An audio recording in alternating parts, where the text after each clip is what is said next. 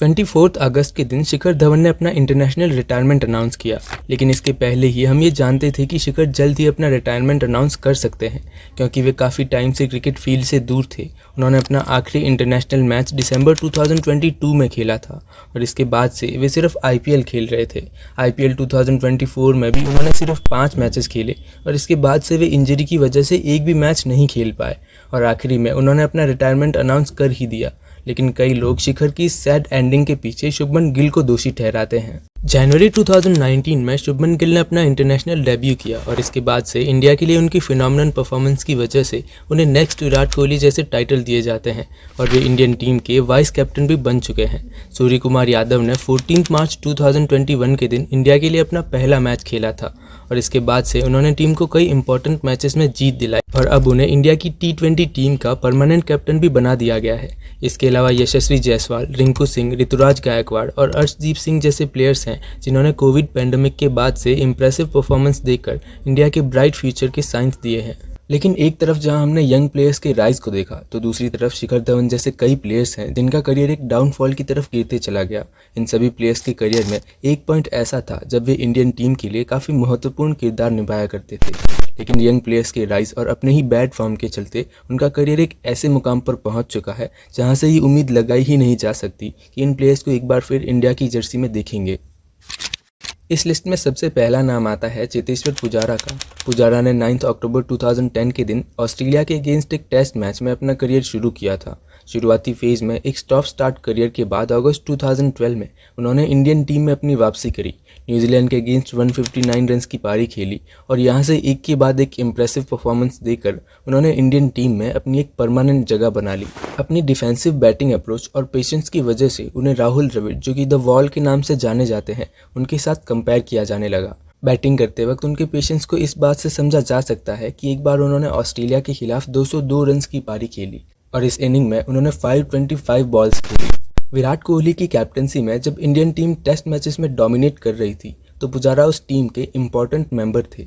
जनवरी 2019 के दिन सिडनी में पुजारा ने टेस्ट करियर का 18वां शतक लगाया।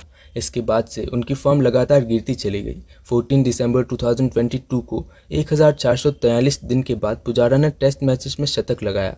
2023 WTC फाइनल उनका आखिरी टेस्ट था। इसके बाद वेस्ट इंडीज, साउथ अफ्रीका और इंग्लैंड के खिलाफ सीरीज के लिए उनका सिलेक्शन नहीं किया गया और इंटरनेशनल मैचेस में उनकी एब्सेंस में यंगस्टर्स जैसे शुभमन गिल और यशस्वी जायसवाल की अच्छी परफॉर्मेंस से इंटरनेशनल मैचेस में पुजारा की वापसी के चांसेस काफ़ी कम नज़र आते हैं। इस लिस्ट में अगला नाम आता है एक ऐसे प्लेयर का जिसे उसके करियर के एक पॉइंट पर जसप्रीत बुमराह और भुवनेश्वर कुमार जैसे प्लेयर्स से कंपेयर किया जाता था। मैं बात कर रहा हूं दीपक चाहर की। वह दीपक चाहर का नाम इस लिस्ट में काफ़ी शॉकिंग हो सकता है क्योंकि अभी तक वे सिर्फ 32 ईयर्स के हैं। दीपक चाहर को अपनी पहली रिकॉग्निशन 2018 सैयद मुश्ताक अली ट्रॉफी में अच्छी परफॉर्मेंस और IPL में CSK के विनिंग कैंपेन में होने की वजह दिसंबर 2019 में उन्होंने बांग्लादेश के खिलाफ 7 रन्स देकर 6 विकेट लिए, जो कि एक वर्ल्ड रिकॉर्ड था और इसी के साथ T20Is में हैट्रिक लेने वाले पहले इंडियन बॉलर बने। 2022 मेगा ऑक्शन में CSK ने उन्हें 14 करोड़ के प्राइस पे खरीदा, लेकिन इस सीज़न वे बैक इंजरी की वजह से एक भी मैच नहीं खेल पाए। 2023 में भी उन्हें हैमस्ट्रिंग इंजरी से सफ़र करना पड़ा। IPL 2024 में भी वे हैमस्ट्रिंग इंजरी की ही वजह से सिर्फ 8 मैचेस खेल पाए। उन्होंने अपना आखिरी इंटरनेशनल मैच दिसंबर 2023 में खेला था। इंजरीज़ की वजह से कोई स्टेबल अवेलेबिलिटी ना होना और अर्शदीप सिंह, आवेश खान जैसे पेसर्स की राइज की वजह से इंडियन टीम में उनकी वापसी के चांसेस एटलीस्ट अभी के लिए तो काफ़ी कम दिखते हैं। इस लिस्ट में हम आगे बात करने जा रहे हैं एक ऐसे प्लेयर की जिसने एक यंग इंडियन साइड को लीड किया था ऑस्ट्रेलिया में बॉर्डर गावस्कर ट्रॉफी विन के लिए और वे ऐसा करने वाले सिर्फ दूसरे कप्तान थे। हम बात कर रहे हैं अजिंक्य रहाणे की। रहाणे ने अपना टेस्ट डेब्यू मार्च 2023 में किया था और इससे पहले ही वे T20Is और ODIs में इंडिया को रिप्रेजेंट कर चुके थे।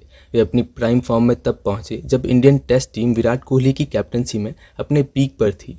इस टीम के वे वाइस कैप्टन भी थे। उन्होंने 6 मैचेस में इंडियन टीम की कैप्टनसी करी जिसमें इंडिया ने 4 जीते और एक भी मैच नहीं हारा, जो कि उनकी लीडरशिप स्किल्स और इम्पोर्टेंस दोनों को ही दर्शाता है। 2021 के बाद उनकी फॉर्म लगातार गिरती चली गई, लेकिन इसके बावजूद भी सिलेक्टर्स ने उन्हें कई मौके दिए, जिसकी वजह से सिलेक्टर्स को काफ़ी क्रिटिसिज्म का भी सामना करना पड़ा। 2023 आईपीएल में सीएसके के लिए इम्प्रेसिव परफॉर्मेंस देने की वजह से उन्हें ऑस्ट्रेलिया के खिलाफ WTC फाइनल खेलने के लिए टीम में शामिल किया गया। जुलाई 2023 में वेस्टइंडीज़ के खिलाफ उन्होंने अपना आखिरी टेस्ट मैच खेला और यहाँ से उन्हें फिर किसी भी सीरीज़ के लिए सिलेक्ट नहीं किया गया। इस लिस्ट में अगला नाम आता है भुवनेश्वर कुमार का। भुवनेश्वर कुमार ने जब अपना ODI डेब्यू किया तो अपनी पहली ही गेंद पर मोहम्मद हफीज़ को बोल्ड कर दिया और वैसा करने वाले पहले इंडियन बॉलर थे। भुवी इंडिया के स्विंग किंग कहे जाते थे। वे एक वक्त पर जसप्रीत बुमराह के साथ इंडिया के पेस अटैक को लीड कर रहे थे। वे पहले इंडियन बॉलर थे जिन्होंने तीनों फॉर्मेट्स में 5 विकेट हॉल लिए थे, लेकिन 2020 के बाद उनकी फॉर्म बिल्कुल भी अच्छी नहीं रही। लेकिन फिर भी उन्हें श्रीलंका और आयरलैंड के खिलाफ सीरीज में टीम का वाइस कैप्टन बनाया गया। वे 2021 और 22 में T20 वर्ल्ड कप टीम का भी हिस्सा थे, लेकिन खराब फॉर्म और इंजरीज की वजह से वे टीम में अपनी जगह कायम नहीं रख पाए। और इसके अलावा बाकी प्लेयर्स जैसे जसप्रीत बुमराह, मोहम्मद शमी और मोहम्मद सिराज की अच्छी परफॉर्मेंस ने उन्हें टीम में वापसी के चांसेस काफ़ी कम दिए और आगे भी कोई नियर पॉसिबिलिटी नहीं दिखती कि वे कमबैक करेंगे। हमारी इस लिस्ट में आखिरी नाम आता है पृथ्वी शॉ का। पृथ्वी शॉ का नाम सुनते ही कई इंडियन फैंस काफ़ी डिसअपॉइंटेड फील करते हैं, क्योंकि वे एक ऐसे प्लेयर थे जिनसे कई ज़्यादा उम्मीदें लगाई जा रही थी। 2018 में ICC ने उन्हें 5 ब्रेकआउट स्टार में भी शामिल किया था। पृथ्वी शॉ पहली बार लाइमलाइट में तब आए जब उन्होंने एज अ कैप्टन इंडिया की अंडर-19 टीम को वर्ल्ड कप जिताया। इसके बाद 2018 IPL में भी उन्होंने दिल्ली डेयरडेविल्स के लिए कई इंपॉर्टेंट नॉक्स खेली और इसी साल अक्टूबर में उन्होंने इंडिया के लिए टेस्ट डेब्यू किया और अपने पहले ही मैच में शतक लगाया और वे ऐसा करने वाले सबसे यंग प्लेयर थे, जिसकी वजह से उनसे लगाई जाने वाली उम्मीदें जस्टिफाई होती दिख रही थी। लेकिन सडनली एक ऐसा इंसिडेंट ऑकर हुआ जिसकी वजह से उनके करियर पर एक क्वेश्चन मार्क लग गया। जुलाई 2019 में BCCI ने डोपिंग वायलेशन की वजह से उन्हें सस्पेंड कर दिया, लेकिन फिर भी फरवरी 2020 में उन्होंने ODI डेब्यू किया और 2021 में अपना ओनली T20I मैच खेला, लेकिन वे फिर अपनी बेस्ट फॉर्म में कभी आ ही नहीं पाए। इसके अलावा ऑफ फील्ड कंट्रोवर्सीज ने भी उनकी पब्लिक इमेज को काफ़ी डैमेज किया। IPL 2024 में वे दिल्ली कैपिटल्स के लिए खेले और अब तक ऐसी कोई परफॉर्मेंस नहीं दे पाए हैं जिससे नियर फ्यूचर में हम इंडियन टीम में उनका कमबैक होते देखें। ये सभी वे प्लेयर्स थे जिन्होंने अपने करियर में एक वक्त पर काफ़ी एक्सपेक्टेशंस को कैरी किया, लेकिन अब वे टीम में अपनी जगह भी नहीं बना पा रहे हैं। हमारी इस लिस्ट में हमने किन प्लेयर्स को मिस किया, ये आप कमेंट सेक्शन में ज़रूर बताएं।